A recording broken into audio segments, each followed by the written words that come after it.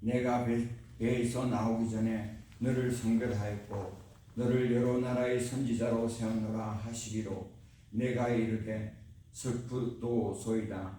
주여 주 여호와여 보소서 나는 아이라 말할 줄은 알지 못했나이다 하니 여호와께서 내게 이르시되 너는 아이라 말하지 말고 내가 너를 누구에게 보내든지 너는 가면 내가 네게 무엇을 명령하든지 너는 말할지니라. 너는 그들 때문에 두려워하지 말라. 내가 너와 함께하여 너를 구원하리라. 나 여호와의 말이니라 하시고 여호와께서 그의 손을 내밀어 내 입에 대시며 여호와께서 내게 이르시되 보라 내가 내 말을 네 입에 두노라. 보라 내가 오늘 너를 여러 나라와 여러 왕국 위에서 세워 네가 그들을 뽑고 파괴하며 파멸하고 넘어뜨리며 건설하고 심게 하리라 하시니라. 아멘. 다음은 신약성경 에베소서 2장 10절입니다. 내 성경책은 311페이지입니다. 봉독하겠습니다. 우리는 그가 반드시 바라 그리스도 예수 안에서 선한 일을 위하여 지으심을 받는 자니 이 일을 하나님이 전에 예비하여 하사 우리로 그 가운데서 행하게 하려 하심이니라. 오늘 목사님 설교 제목은 하나님의 부르심이라는 말씀으로 많은 은혜 받는 시간이 되시길 바랍니다.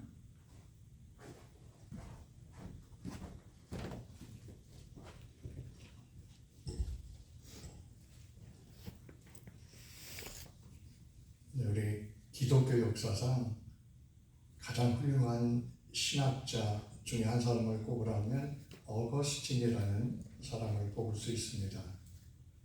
어거스틴은 목회자요 신학자로서 사도 바울의 계보를 이어서 기독교 신앙에 또 기독교 사상에 기초를 놓은 사람입니다. 어거스틴은 젊을 때부터 공부도 잘하고 총명했습니다.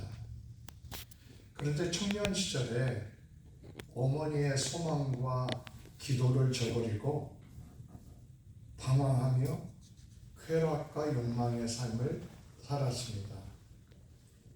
그리고 신앙보다는 세상의 철학에서 진리를 찾으려고 했습니다. 그러다가 마니즘이라는 종교에 몰두하기도 했죠. 그런데 그렇게 살았는데 이 어거스틴의 삶 속에 없는 것이 있었습니다. 늘 평안이 없고 불안했습니다. 하고 싶은 대로 재미를 따라 살고 또 철학도 공부하고 이단이지만 종교에 빠져서 살아갔지만 평안은 없고 늘 공허하고 불안했던 것이죠. 어느 날 어거스틴이 밀라노 근교의 정원 근처를 눈물을 흘리며 불안 가운데 방황을 합니다. 386년 어느 날 그렇게 방황하는데 옆에 어떤 아이가 놀고 있는데 걔가 자기를 부르는 듯한 소리로 크게 말하는 것 같은 소리가 들렸습니다. 그 소리가 어떻게 들렸냐면 집어 들고 읽어라. 집어 들고 읽어라. 그런 소리였습니다. 톨레 레게. 깜짝 놀라서 어거스틴은 그 즉시 성경을 들어서 성경을 폈습니다. 그때 폈던 성경이 로마서 13장 13절 14절 말씀입니다. 방탕하거나 술 취하지 말며 음란하거나 호색하지 말며 다투거나 시기하지 말라. 오직 주 예수 그리스도로 옷 입고 정욕을 위하여 육신의 일을 도모하지 말라. 이 말씀이 머리를 띵하게 때리고 자기 심장을 찌르는 말씀으로 다가왔습니다. 하나님이 자기에게 하시는 말씀으로 다가온 것이죠. 내가 정말 이 말씀처럼 정욕을 위하여 육신의 일을 도모하면서 살았구나. 지금까지 내가 살아왔던 모든 것이 육신의 일이었구나 라고 생각하며 무릎 꿇고 회개하며 하나님께 용서를 구했습니다. 그리고 자신의 삶을 하나님 앞에 다시 드리기로 그렇게 다짐을 했습니다. 어거스틴은 고백록 Confession이라는 책에서 이렇게 고백합니다. 주님께서 우리가 주님을 향하도록 지으셨습니다. 그러므로 우리의 마음은 주 안에서 안식을 얻기까지는 불안합니다. 어거스틴은 수많은 술자리를 쫓고 사람들과 어울리는 그 재미난 자리, 또 수많은 연애와 또 명예, 성공을 쫓았지만은 아무리 채워도 허무했고 잡으려고 하면 잡을 수 없도록 불안하기만 했습니다. 그런 가운데 깨닫게 된 것입니다. 내 인생은 결코 세상의 즐거움이나 성공으로 만족할 수 없다. 나는 하나님께로부터 부름받은 존재다. 오직 주님의 부르심 안에 살아갈 때만 거기에 삶의 목적이 있고 거기에 삶의 평안이 있다. 이것을 깨달은 것입니다. 회심을 한 후에 어거스틴의 삶은 정말 놀랍게 달라졌습니다. 그는 열심히 기도하고 말씀을 탐구하며 봉사하며 또 신학을 더 공부해서 목회자가 되었고 신학자가 되었고 교회의 위대한 지도자가 되었습니다. 그리고 고백록, Confession, 그리고 하나님의 도성, The City of God, 이런 위대한 책들을 남기면서 수많은 영혼을 하나님 앞으로 이끌었던 것입니다. 아무리 돈 많이 벌으면 불안이 없어질 것 같습니까? 아닙니다. 세상에서 높은 자리에 올라가면 정말로 만족으로만 가득 찰 것 같습니까? 그렇지 않습니다. 그럼에도 불구하고 이 세상에 많은 사람들이 거기에 평안과 행복이 있다는 착각에서 인생을 그렇게 살다가 허무에 빠져갑니다. 사람 속에 깊숙한 곳에 왜 사는지 삶의 목적에 대한 답이 없으면 우리는 불안할 수밖에 없습니다. 세계적인 베스트셀러가 되었던 Purpose Driven Life라는 책이 있죠. 목적이 이끄는 삶. 그 책에 보면 인생의 목적을 모르면 우리는 다른 뭔가에 이끌려서 살아가게 돼 있다 이렇게 얘기를 합니다. 하나님이 우리를 향한 목적을 모르고 살아가면 그 대신 뭔가에 이끌려 살아간다는 것입니다. 그 뭔가가 무엇입니까? 첫 번째는 죄책감입니다. 그리고 두 번째는 원한과 분노, 앵거에 이끌려서 살아간다는 것입니다.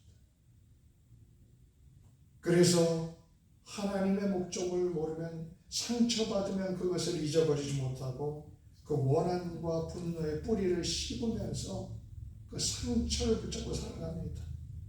그리고 인생의 목적이 없으면 두려움에 사로잡혀 살아갑니다.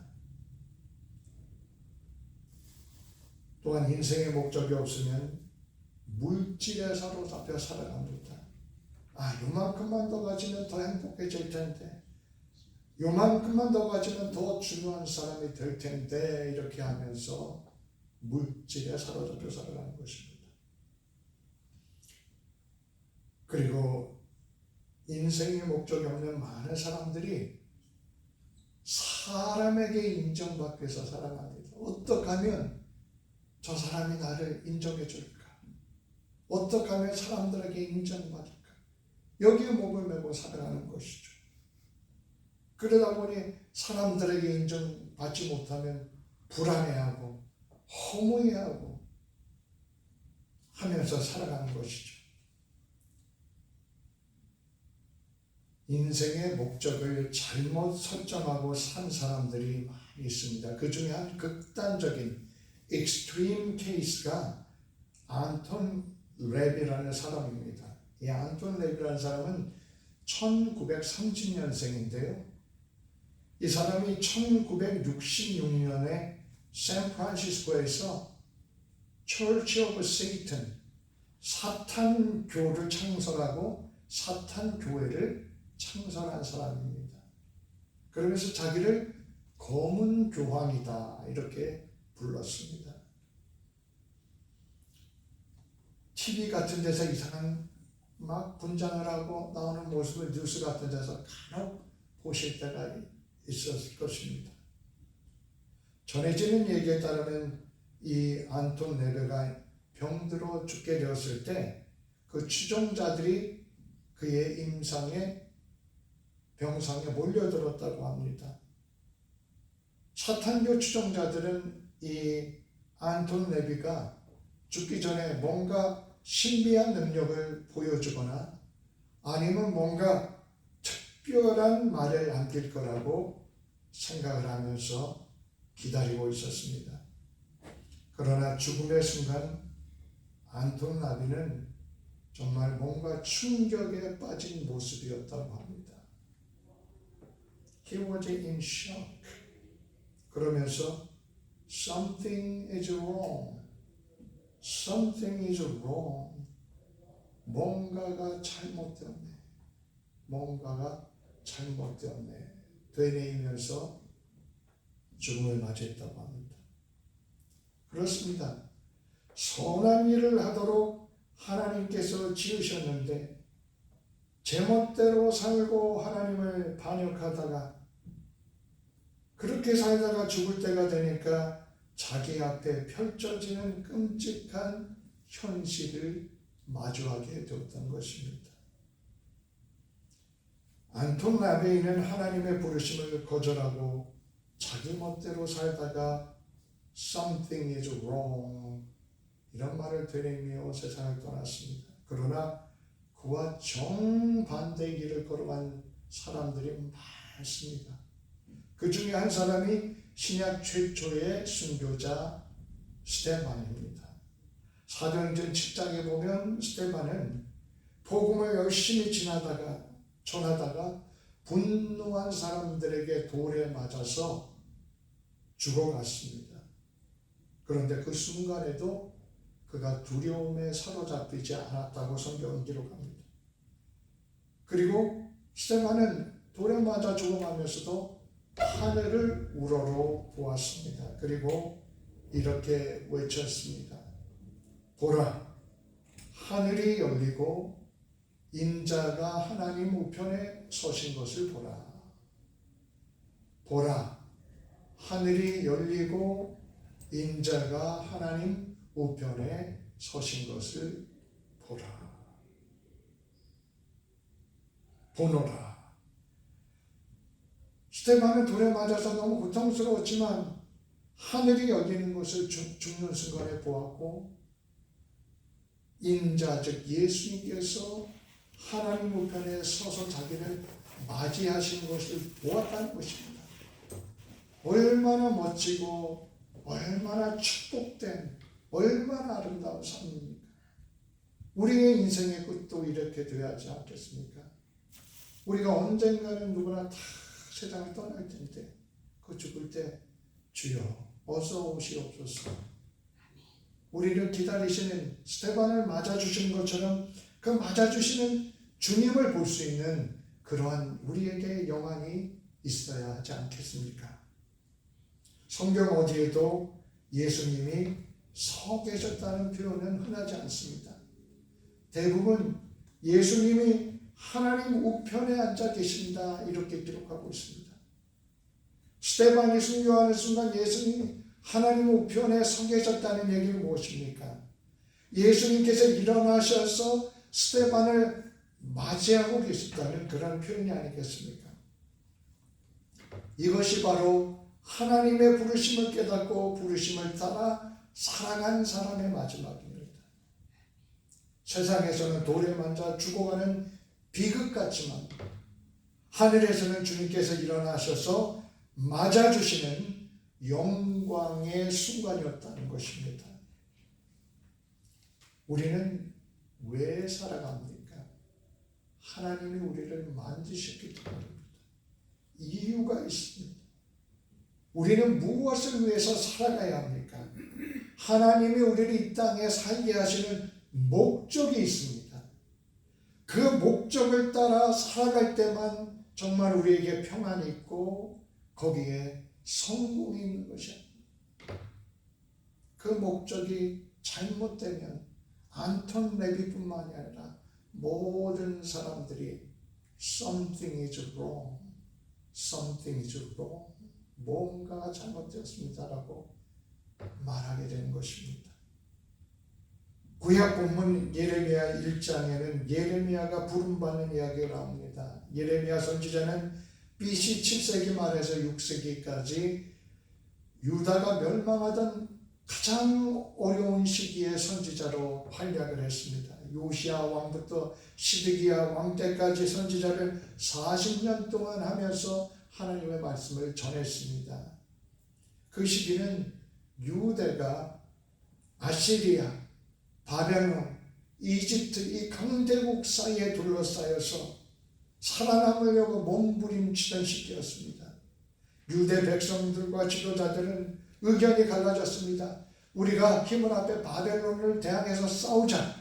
어떤 사람들은 아니야, 우리가 이집트와 손잡자. 이렇게 의견이 갈라질 때입니다. 그러나 예레미야는 하나님께서 기도하며 하나님의 말씀을 전했습니다. 여러분, 유다는 바벨론에 항복해야 합니다. 이것이 하나님의 뜻입니다. 왜냐하면 백성들이 계속된 죄와 우상 숭배를 버리지 않았기 때문에 하나님께서 70년 동안 포로 생활을 허락하시는 것입니다. 이렇게 자꾸 메시지를 전하니까 백성들이 예레미야의 메시지를 불편해했습니다.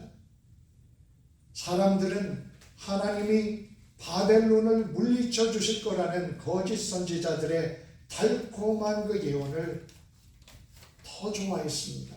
그래서 예레미야는 매국노다, 배반자다, 비난을 받으면서 감옥에 갇히게 되었고 구덩이에 갇히게 되었고 끊임없는 고난을 당했던 것입니다. 그럼에도 불구하고 예레미야는 끝까지 사명을 감당했습니다. 그가 얼마나 유대와 그 멸망받는 백성들을 향해서 눈물을 흘렸는지 그의 별명이 눈물의 선지자입니다. 예레미야가 그 고난 가운데도 버틸 수 있었던 이유가 무엇입니까? 단 한 가지입니다. 하나님이 나를 불렀구나 하는 그 믿음이 있었기 때문에 그런 것입니다. 하나님이 나를 부르셨기 때문에 나는 그 부르심을 끝까지 따라가겠다 라고 순종했기 때문인 것입니다. 하나님의 부르심은 인생의 목적입니다. 인생이 왜 있습니까? 하나님이 부르셔서 우리를 인도했기 때문입니다. 예레미야 1장 5절에 하나님은 예레미야에게 말씀하십니다. 내가 너를 모태에 짓기 전에 너를 알았고 내가 배에서 나오기 전에 너를 성별하였고 너를 여러 나라의 선지자로 세웠느니라. 예레미야의 존재가 우연이 아니라는 것입니다. 태어나기 전부터도 하나님의 계획 속에 있었다는 것입니다. 예레미야뿐만 아닙니다. 저도 그렇고 여러분들도 우리가 이렇게 살아온 모든 지금까지 인생이 하나님의 섭리와 계획 가운데 있다고 성경은 가르쳐주고 있습니다. 에베소서 2장 10절에 이렇게 말씀합니다.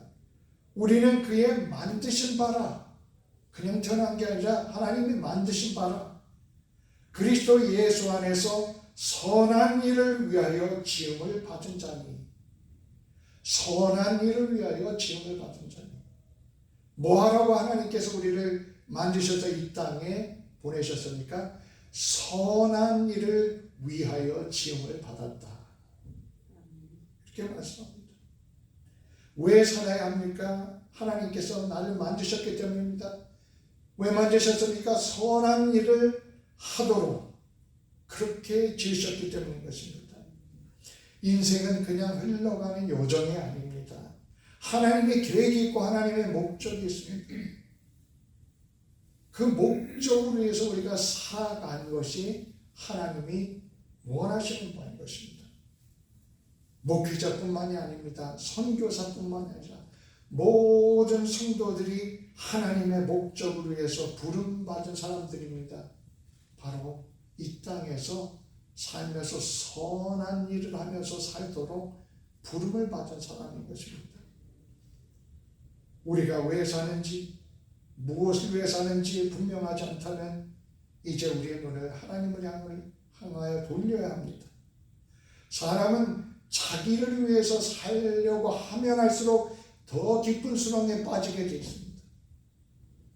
그런데 우리가 하나님을 위해서 선한 일을 하면서 살도록 지음받았다는 것을 깨닫고 그렇게 살아가면 인생은 더 풀려나가게 되어 있습니다. 두 번째로 하나님의 부르심은 하나님의 뜻을 따라 하나님의 뜻을 행하는 것입니다. 그런데 이 하나님의 뜻을 행하는 게 꼭 쉬운 일만 있는 것은 아닙니다. 반드시 어려움이 있게 마련입니다. 세상 사는 것도 쉬운 것만 있는 게 아니지 않습니까? 하나님의 일을 하는 건 더욱 그렇습니다. 하나님의 일을 하라고 예레미야를 부르셨을 때 예레미야가 이렇게 대답합니다. 슬픕니다. 주 하나님 여호와여 보십시오. 나는 아이라서 말을 잘 할 줄도 모릅니다. 예레미야는 자기 자신이 참 너무 연약하다고 느꼈습니다. 근데 하나님께서 뭐라고 말씀하십니까? 너는 가라. 내가 내게 명령하는 모든 말을 전하라. 나는 연약하다고 하는데 그럼에도 불구하고 너는 가라고 하는 것입니다. 우리도 그럴 때가 있지 않습니까? 아유, 내가 뭐 믿음도 부족하고 내가 뭘 할 수 있을까요? 그런 우리에게 너는 가라고 말씀하십니다. 내가 명령하는 모든 말을 전하라. 예레미야에게 뿐만이 아니라 우리에게도 주시는 말씀인 줄로 믿습니다. 예레미야에게 이 말씀하시면서 뭐라고 위로를 하시니까 그들 때문에 두려워하지 말아라. 내가 너와 함께 하며 너를 구원하리라. 우리가 인생의 여정을 살아가면서 사람들 때문에 어떤 환경 때문에 두려움이 올 때가 있지 않습니까? 이걸 내가 감당할 수 있을까? 저 사람들 어떻게 내가 핸들할 수 있을까? 그럴 때 예레미야에게 그들을 때문에 두려워하지 말아라. 내가 너와 함께하여 너를 구원하리라. 그 환경 때문에 두려워하지 말아라. 내가 너와 함께하여 너를 구원하리라. 이렇게 말씀하는 하나님이 아니시겠습니까? 하나님의 부르심은 하나님의 뜻을 따라 사는 것입니다. 그런데 그렇게 살려고 할 때 때로는 너무 힘들고 때로는 세상과 맞서야 하고 또 예레미야처럼 우리가 눈물을 흘릴 때도 있습니다. 때로는 두려운 상황이 올 때가 있습니다. 그런 가운데서도 우리는 하나님의 뜻을 따라 선한 일을 행하며 살도록 부르심을 받은 것입니다. 어떻게 하면 선한 일을 할 수 있을까? 어떻게 하면 선한 영향력을 끼칠 수 있을까? 우리가 기도하고 힘써야 하겠습니다. 우리의 말 속에 행동 속에 예수님의 사랑을 전하는 것, 이것이 선한 일입니다. 세상 사람들은요, 나에게 이익되는 것으로 기준을 정해놓고 선정을 합니다. 나에게 어떤 이해관계가 있을까? 나이가 손해 나면 절대 끼어들지 않는 사람들이 있습니다. 그렇게 살면 잘 사는 것 같죠? 아닙니다. 거기에는 하나님의 보호하심이 없습니다. 어떤 사람들은 자기의 감정의 기준으로 선택을 합니다. 기분 좋으면 하고 나 기분 나쁘면 안 하는 것입니다. 아닙니다. 감정이 아닙니다. 때로는 내가 기분 나쁩니다. 그럼에도 불구하고 이 일이 선한 일이면 주님의 뜻에 따라 내가 그것을 하는 것입니다. 그 길에 고난이 있을 수도 있고 손해를 볼 수가 있습니다. 그러나 부르심을 따라가는 사람은 예레미야에게 말씀하신 것처럼 두려워하지 말아라. 내가 너와 함께하며 너를 구원하리라 하신 말씀처럼 하나님의 구원의 역사가 그들에게 함께하게 되는 것입니다. 9절 말씀에 보면 예레미야서 1장 9절 여호와께서 그의 손을 내밀어 내 입에 대시며 여호와께 내게 이르시되 보라 내가 내 말을 내 입에 두었노라 하셨습니다. 예레미야가 나는 아이라 말을 할 줄 모릅니다. 그러니까 주님께서 예레미야에게 기도하는 가운데 하나님의 손을 내밀어서 그 입에 대시면서 말씀을 하시는 것입니다. 내 말을 내 입에 두었노라. 네가 말을 잘 못해도 괜찮다. 내 말을 네 입에 두었다. 네가 전하는 것은 네 말이 아니라 나의 말인 것이다. 이렇게 말씀하신 것입니다. 예레미야는 하나님의 말씀을 입에 담은 사람이 된 것입니다. 믿는 사람들은 다 예레미야처럼 부르심을 받은 사람입니다. 부르심을 받은 사람은 우리가 나는 아이라 말을 못합니다 라고 할지라도 하나님께서 우리 영혼과 입에 하나님의 말씀을 채워주시는 것입니다. 그래서 우리가 선한 일을 하려고 할 때 나도 모르게 하다 보면 다이겠어 내가 알지 못했던 말이 나오기도 하고 또 용기 있게 내가 말하기도 하고 정말 능력의 말 하나님의 사랑의 말씀을 전하는 역사가 나타나게 되는 것입니다. 또 한 가지 우리가 반드시 알아야 할 중요한 사실은 하나님의 부르심은 우리를 변화시키신다는 것입니다. 이것이 하나님의 부르심의 중요한 차원입니다. 사람들은 하나님이 부르셨다고 하면 내가 무엇을 해야 된다 이런 것만 생각하기가 쉽습니다. 당연히 해야 되죠. 무엇을 해야 됩니까? 선한 일을 하기에 힘써야 합니다. 그런데 그게 한 축이라고 한다면 또 하나의 중요한 축이 있습니다. 하나님께서 우리를 부르신 또 하나의 중요한 일은 세상에 좋은 일을 하는 것과 더불어 내가 변하는 것입니다. 나를 변화시키시는 것이 하나님의 뜻입니다. 우리가 인생 살아가는 목적 중에 하나는 인생의 여정을 통해서 내가 변화되는 것입니다. 어떻게 변화되는 것입니까? 내가 하나님의 거룩하심을 닮은 모습으로 변화되어져 가는 것, 이것이 하나님이 우리를 이 땅에서 부르신 이유 중에 중요한 것입니다.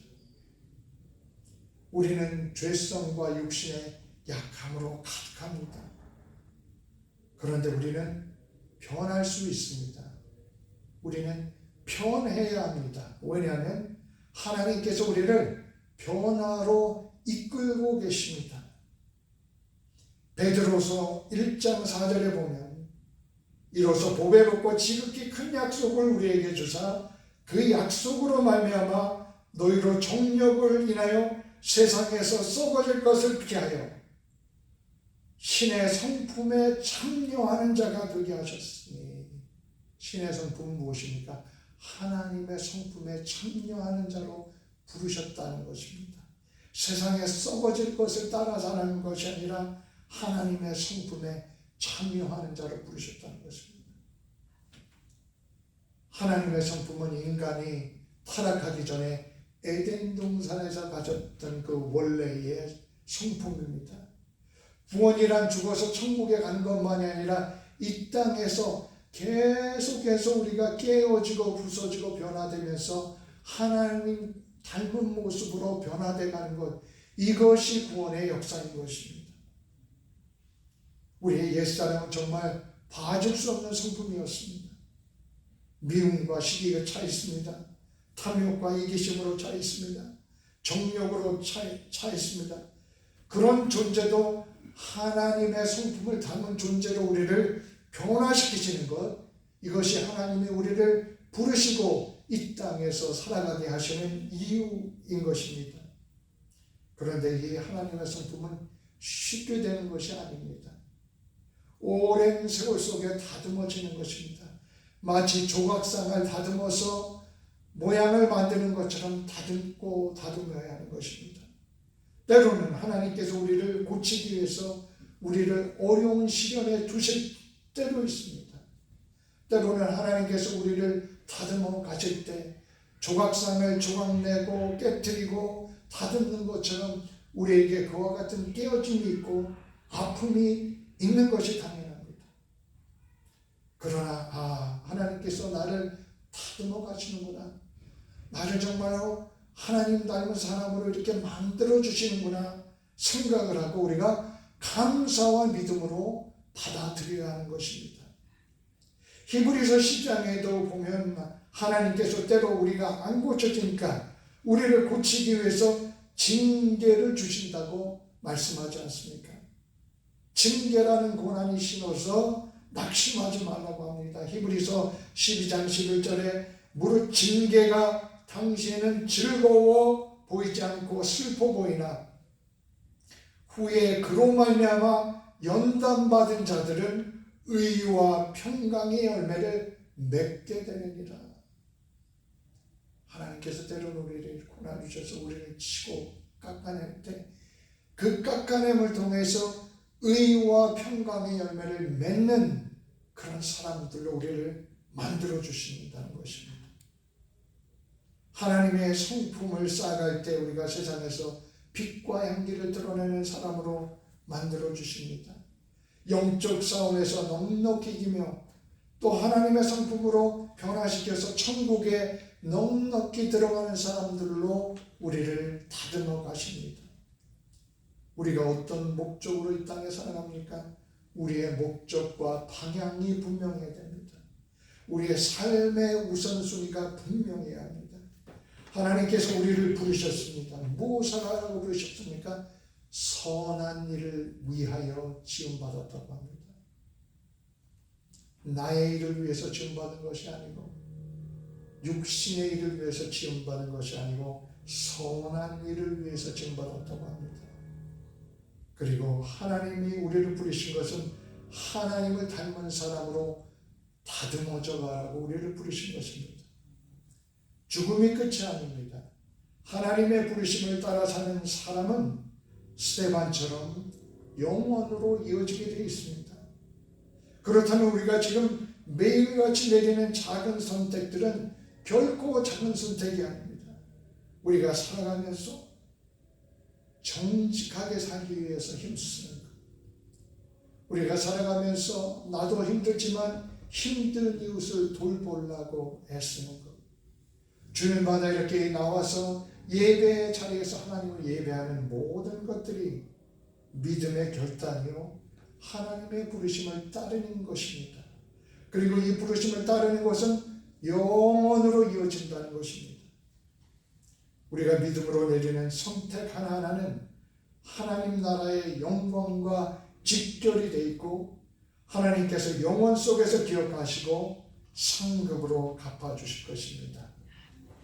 오늘도 하나님의 부르심에 응답하는 믿음의 길을 걸어가시길 바랍니다. 그 끝에는 영원한 생명과 하나님의 나라가 우리를 기다리고 있습니다. 기도하겠습니다. 주님께서 우리를 부르셨지만 저희는 종종 인생의 목적을 알지 못하는 사람처럼 방황하며 살았습니다. 하나님의 뜻을 따르기보다는 내 목표와 내 욕심을 앞세우며 육신의 일을 도모하며 살 때가 많았습니다. 나의 이익과 나의 편안함만 추구하다 보니 결국 허무와 공허 속에 빠질 때도 있었습니다. 주님, 저의 연약함과 저희의 어리석음을 용서하여 주시옵소서. 우리의 삶을 다시 한번 일으켜 세워주시고 주님께서 지으시고 부르신 목적대로 살아갈 수 있도록 깨우쳐 주시옵소서.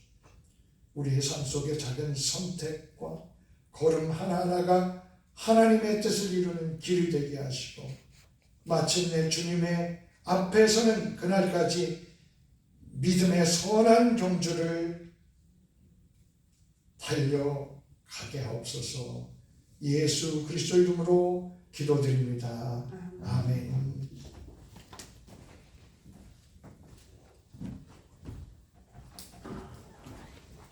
많은 은혜 받는 시간 되시길 믿습니다. 다 함께